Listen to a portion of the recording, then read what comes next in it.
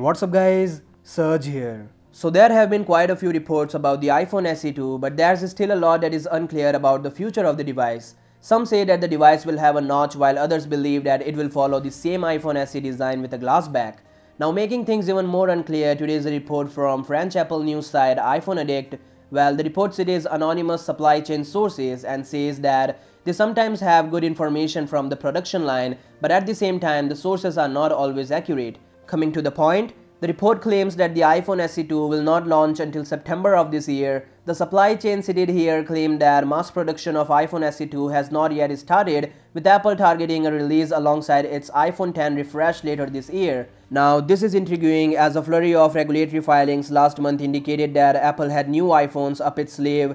Generally, those regulatory filings come a month ahead of release, suggesting that the iPhone SE 2 will be slated for a May or perhaps early June release. As for the design, the report says that Apple has not yet made a final decision and is still testing multiple prototypes. It also says that Apple has tested a model with the same format as the current iPhone SE, as well as one with a 6-inch display. And interestingly, all of the prototypes have two things in common, that is a notch design and support for Face ID. So that means one of the prototypes detailed here seems to be an iPhone SE 2 with the same physical form factor as the current model, but with a notch design on the front.